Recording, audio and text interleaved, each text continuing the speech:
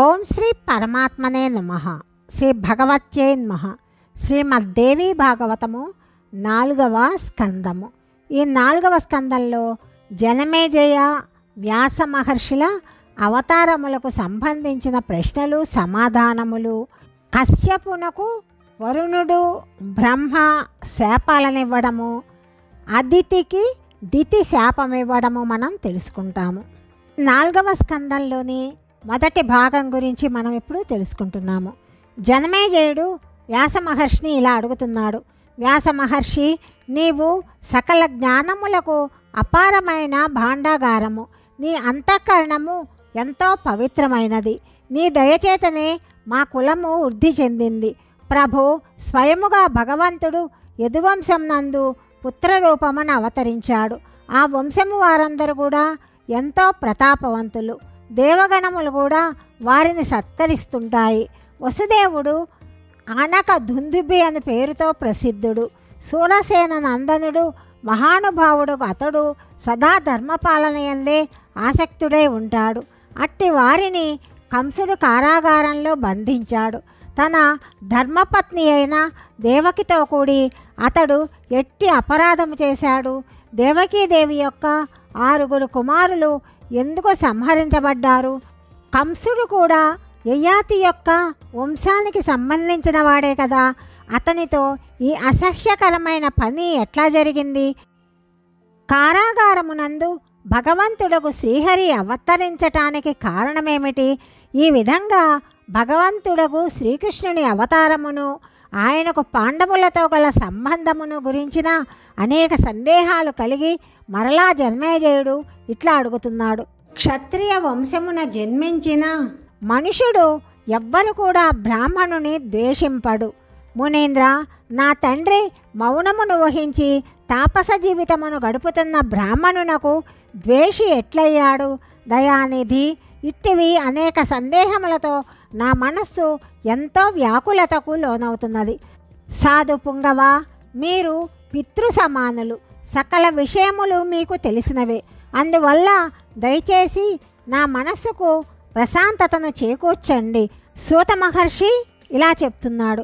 ఈ విధంగా పరీక్షిత్తు కుమారుడు జనమేజయుడు సత్యవతి నందనుడకు వ్యాసుని ప్రశ్నించి మౌనం వహించాడు. అప్పుడు పురాణములను సంపూర్ణముగా ఎరిగినవాడు, ప్రవచన కుశలుడు అయిన వ్యాసుడు అతని సందేహములను తొలగించే మాటలు ఇట్లా చెప్తున్నాడు. వ్యాస మహర్షి ఇలా చెప్తున్నాడు. రాజా, ఈ విషయమున ఏమి చెప్పనవుతుంది? కర్మగతి ఎంతో బలీయమైనది. దేవతలు కూడా దీనిని తెలుసుకోవటానికి అసమర్థులు. ఇక మానవుల సంగతి చెప్పనేలా? ఈ త్రిగుణాత్మక బ్రహ్మాండము ప్రాదుర్భవించినప్పటి నుండి దీనికి కర్మతో సంబంధము ఉంటుంది. చరాచరముల ఉత్పత్తికి కర్మయే కారణము. జీవుడు సహజముగా జనన మరణ రహితుడైనప్పటికీ కర్మరూప బీజ ప్రభావమున అనేక యోనులయందు పదే పదే జనన మరణములను పొందుతుంటాడు. కర్మ అంతరించగానే జీవునకు దేహముతో ఎట్టి సంబంధము ఉండదు. ఉత్తమము, నింద్యము, ఉత్తమ నింద్య మిశ్రమము అనే ఈ 3 గుణములతో ఈ జగత్తు వ్యాపించి ఉన్నది. తత్వరహస్యమును తెలుసుకున్న విద్వాంసులు కర్మల భేదములను 3 విధాలుగా చెప్తారు. అవి సంచిత, ప్రారబ్ధ, వర్తమానాలని 3 విధాలు. ఈ దేహమునందు కర్మలతో కూడిన ఈ 3 గతులు కూడా సమ్మిశ్రితములై ఉంటాయి.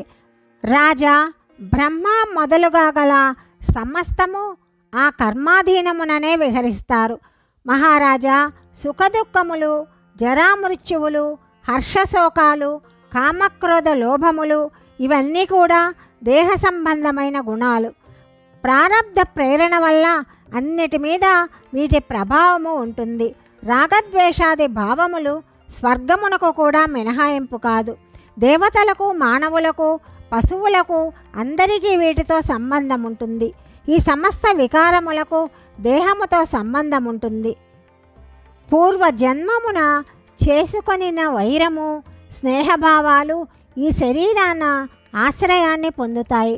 కర్మశేషము లేకపోతే ప్రాణుల ఉత్పత్తి జరుగుట అసంభవము. కర్మ విషయమున ఈ కారణము నిత్యమని చెప్పబడుతుంది. దీని వలన చరాచర సకల జగత్తును సాధారణ జనులు నిత్యము అని భావిస్తారు. ఈ జగత్తు నిత్యమా అనిత్యమా అని పరిశీలించుటయందు మునిగణములు నిరంతరము నిమగ్నులై ఉంటారు. కానీ జగత్తు యొక్క నిత్యానిత్యములను గురించి తెలుసుకోలేకపోతున్నారు. ఎందుకంటే మాయా సామ్రాజ్యములో ఈ జగత్తు నిత్యమనే తోస్తుంది. ఈ మాయలో ఉన్నప్పుడు ప్రపంచమంతా నిత్యముగానే అనిపిస్తూ ఉంటుంది. జగత్తు సృష్టి జరగడానికి ఒక కారణం ఉంటుంది. ఒక కారణముతో జగత్తు సృష్టి జరిగినప్పుడు చేయవలసిన కార్యము తప్పనిసరిగా ఉంటుంది. జగత్తును సృష్టించటానికి కారణమున్నది కానీ కార్యము లోపించింది అని ఎలా చెప్తారు? కర్మబంధములో చిక్కుకొని ఉన్నప్పుడు ఈ సకల జగత్తు మార్పులు చెందుతున్నదై ఉంటుంది. తనకు ఇష్టం లేకపోయినా కూడా జీవుడు నీచయోనులయందు జీవించవలసి వస్తుంది. అలా కాకుండా జీవుడు ఈ కర్మబంధంలో చిక్కుకోకుండా స్వతంత్రుడైతే తనకు ఇష్టం లేని జన్మ ఎందుకు పొందుతాడు? జీవుడికి ఈ స్థితి ఎందుకు కలుగుతుంది? స్వర్గమునందు అనేక భోగములను అనుభవించు సౌకర్యమును వదిలిపెట్టి మలమూత్ర భాండాగారమునందు భయభీతులై ఉండటానికి ఎవరు కోరుకుంటారు? పుష్పములతో ఆడుకొనుట, జలవిహారము చేయుట, సుఖాసనములను అధిరోహించుట, ఆ ఆనందాలను పరిత్యజించి బుద్ధిమంతులెవ్వరు కూడా గర్భవాసమున ఉండాలి అనుకోరు. దివ్య శయ్యలు కోమలమైన దిండ్లును వదిలిపెట్టి గర్భమునందు తల్లక్రిందులుగా పడుకొని ఉండుట విజ్ఞులెవ్వరికీ అభీష్టమవ్వదు. అనేక భావములతో విలసిల్లు సంగీతము, నృత్యములు, వాద్యములను వదిలి నరకమున నివసించు ఆలోచన ఎవరికి ఉంటుంది? లక్ష్మీ కృప వలన లభ్యమైన మధుర రసములను వదిలి పరిత్యజించదగిన విష్ట మూత్ర దుర్గంధభరితమైన రసములను ఎవరు త్రాగాలనుకుంటారు? గర్భవాసమునకు మించిన నరకము త్రిలోకములందు ఏదీ ఉండదు. అందువలన కర్మబంధములలో చిక్కుకొని జనన మరణముల చక్రములో పడకుండా భయభీతులై మునిగణములు కఠిన తపస్సులందు లగ్నమవుతూ ఉంటారు. రాజ్యమును ఉత్తమ భోగములను పరిత్యజించి వనములకు వెళ్ళే ప్రవృత్తిని బుద్ధివంతులు కలిగి ఉంటారు. యోగ్యులైన వ్యక్తులు కూడా గర్భవాసమునకు భయపడుతూ ఉంటారు. అట్టి దానిని ఎవ్వరూ కోరుకోరు. గర్భవాసమున కీటకములు, క్రిములు బాధ పెడుతూ ఉంటాయి. క్రింద నుండి జఠరాగ్ని తాపము పీడిస్తూ ఉంటుంది. దయావిహీనముగా బంధించబడి ఉంటారు. రాజా, అట్టి గర్భమున సుఖం ఎక్కడ ఉంటుంది? కారాగారమున ఉండుట ఉత్తమమేమో, కానీ లోహపు సంఖ్యలలో బంధించబడుట సుఖము కావచ్చేమో కానీ క్షణమైనా కూడా గర్భమునందు ఉండుట దుర్భరమవుతుంది. 10 నెలల వరకు గర్భమున ఉండి అనేక నరకయాతనలను జీవుడు అనుభవిస్తాడు. గర్భము నుండి బయటికి వచ్చు సమయమున కూడా అలాంటి పరిస్థితే ఎదురవుతుంది. ఎందుకంటే యోని యంత్రమునందు బయటకు వచ్చు మార్గము కూడా భయంకరముగా ఉంటుంది. చిన్నతనమున మాట్లాడటానికి, తెలుసుకోవటానికి శక్తి లేని కారణమున దుఃఖము అనుభవించవలసి వస్తుంది. ఆకలి దప్పుల బాధ ఇంకో రకంగా పీడిస్తుంది. స్వయముగా తానేమీ కూడా చేసుకోలేడు. ఎంతో వ్యాకులతను చెంది ఉంటాడు. శిశువు ఆకలితో ఏడుస్తుంటే తల్లిదండ్రుల మనస్సులు అలజడి చెందుతాయి. ఏదో రోగము బాధిస్తున్నదని, దాని వలన పిల్లవాడు ఏడుస్తున్నాడని వాళ్ళు ఆలోచిస్తారు. దానివలన బాలునకు ఔషధము త్రాగించాలనే కోరిక తల్లికి కలుగుతుంది. ఈ విధముగా చిన్నతనమునందు నానా రకముల దుఃఖములను అనుభవించవలసి వస్తుంది. అట్లాంటప్పుడు తెలివిగలిగిన మానవుడు ఏ సుఖము నాశించి తిరిగి జన్మించటానికి ఇష్టపడతాడు? దేవతలతో నిరంతరము సుఖభోగములను అనుభవించే సౌకర్యమును వదిలిపెట్టుకొని సుఖమునకు విఘ్నము కలిగించి దుఃఖమును కలుగజేసే పనిని ఏ మూర్ఖుడు కోరుకోడు.